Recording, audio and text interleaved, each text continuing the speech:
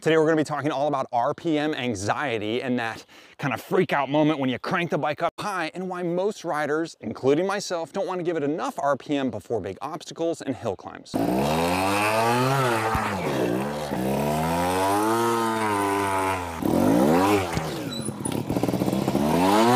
Now this video is being made in partnership with On the Pegs magazine. I wrote an article in there and this video correlates, so you guys can check out the description for a link straight to that article. If you guys enjoy these type of how-to videos and tips for riding, I do have an entire website that's built, as well as a curriculum for all kinds of techniques and tips in order to help you get better at trials. Now, I've certainly given my fair share of half efforts and not enough RPM. In fact, it usually never works out well. I would say it's better to have too much RPM than not enough, just like it's better to have too much cash in your wallet than not enough. Having enough RPM built up is like the cash that's available, and then you can choose, using the clutch, how much you actually want to spend. In talking throttle tubes and percentages, I want to take a moment just to talk about this. If you've never checked to see which throttle tube you have, I have a white, as you can see just by peeling that back a little bit. In addition to that, you can probably see, if you peel this off, exactly what's taking place inside there. Now, TRS Gold does come standard with a fast throttle tube, so this black portion is actually on there to increase how quickly this thing revs up. You can also get a black throttle tube, which will take longer to rotate around, so it's even slower. So just for the visual learners, I did try to put some tape going completely horizontal, and then as a reference point, say this is 0% throttle, this is 50% throttle, and then even 100% throttle. So with the white throttle tube, it is going just past 90 degrees, maybe to 100 degrees or so of turn, whereas the black throttle tube is going to turn further around, so that's why it's a slower change. So the first drill we're going to do is just getting accustomed to winding up the throttle, getting familiar with the sound of it and how far we have to turn in order to get to that half or 3/4 throttle position, and even 100% of the throttle. This is something that a lot of newer riders have never done, and in all honesty, I don't think I did this for the first year. I was definitely afraid of all the RPM and the torque that this bike could create. It can be a little nerve-wracking, so you can put the bike in neutral to do this, although it's going to free rev for a little bit longer.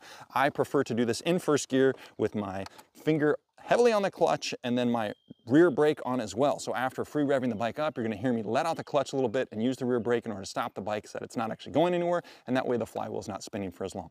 So please make sure your bike is sufficiently warmed up and you're taking good care of it before doing this, but we're going to go ahead and play with a little bit of throttle percentages. So just trying to take it up to about 25%.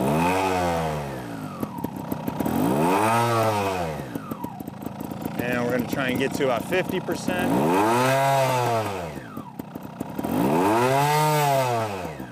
Maybe 3/4.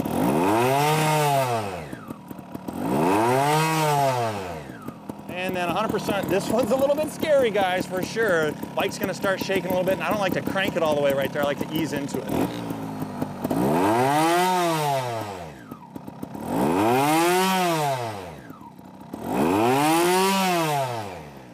So one of the things that we're trying to accomplish with that particular drill is just normalizing how loud the engine is, how it feels, how it starts to shake and vibrate, because until you become familiar with something, until it becomes normalized, it does produce anxiety. In the same way that going out on a date with a girl for the very first time might produce some anxiety, you know, you get some of those nerves, you know, the first time you're going up to the door, you might meet her, there's some anxiety because it's just unfamiliar territory. Now, having been married for 22 years, when I come home from work and I see my wife, I'm not getting anxious about seeing her, unless I bought a new bike or something, but usually it's just, hey, how you doing? This is normal behavior. I'm seeing you again. So as it relates to the bike, we want to get used to normalizing how loud that engine can be so that we can go forward and do some big hills and big obstacles as well.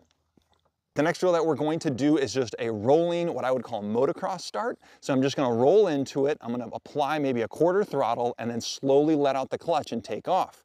So I can go ahead and roll into 50% and then slowly let out the clutch and take off. I'm not trying to drop the clutch and pull a big wheelie. I'm just trying to slowly let out the clutch and get used to, okay, when the engine's that high and I've got to let out the clutch, I don't have to be nervous because I can control the motorcycle. Now, in order to keep the front end from going up, I am going to be dipping my knees forward. So knees are going towards the front axle or towards the radiator. In doing so, it's going to drop my center of gravity, keep me low over the bike, and that way I can take off. I'm going to be doing these in first gear for now, and I'm just rolling on the throttle 25% and then holding it in that position as I let out the clutch. All right, let's try and take it up to about 50%.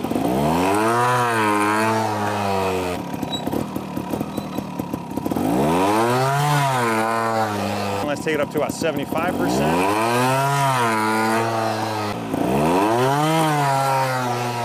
Now taking it all the way to 100% throttle is still a little bit nerve-wracking to me. I'm still growing in this skill as well.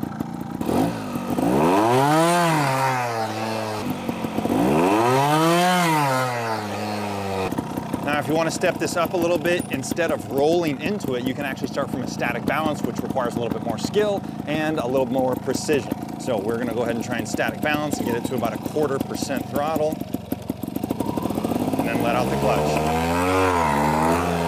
One thing to note, I am covering the rear brake as I'm static balancing, and then I'm going to be dipping my toe to the right in order to drive my knees forward as I'm taking off.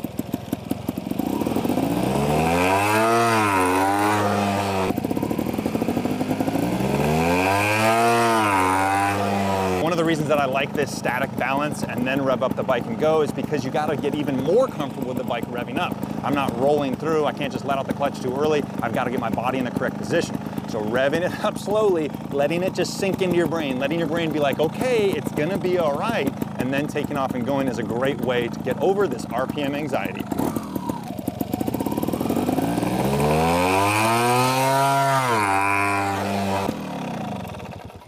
Now, let me be clear, I am not recommending that first timers go out and rev their bike to 100% and then let out the clutch. That would be insane. What we're trying to do is just get beyond a little bit of your comfort zone and get comfortable with the bike revving out higher.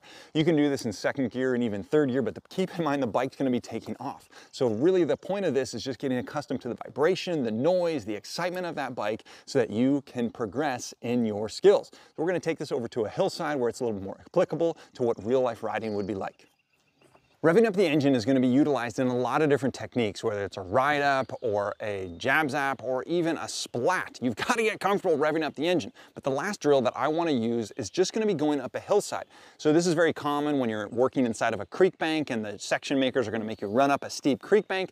I've got a hill right here. It's a little bit more mellow down there, and then it gets a little steeper hill here. And what we're going to be doing is just rolling into it to get comfortable with, revving up the engine, making sure we're getting enough power on the bottom in order to get all the way to the top. Now, having said that, I have done this in wet conditions as well as dry ones. And when it's muddy, you've got to get your traction at the beginning and get your momentum in order to get to the top so you're not slipping back down. That's ideal for actually training this build up the RPM beforehand and get accustomed to it, but it works on a dry day as well. Keep in mind that you can cheat a little bit by applying more throttle halfway up the hill in order to still make it to the top. So we want to make sure we're getting plenty of it down at the bottom. Now, the amount of run-up that you have is also going to be a factor. So as you get more comfortable with this, you can shorten up the run-up, you can put a turn before it. All those things will lead to a more section-like experience and getting comfortable and normalizing that RPM buildup. So I could get a little bit of a run-up coming straight in. Or I could shorten this up with a turn right beforehand. You can do this from static with maybe a 4-foot run-up or about a bike length run-up.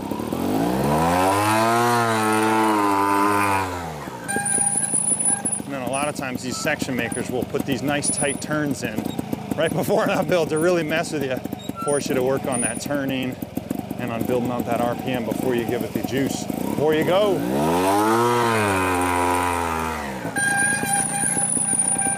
So I usually do this hill in second gear, but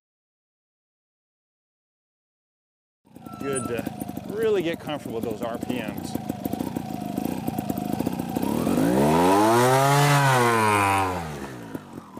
Well, thanks for watching this video on RPM anxiety, and if this was helpful, go ahead and leave a like. That really helps YouTube's algorithm to pump this out to more people who it could be beneficial for.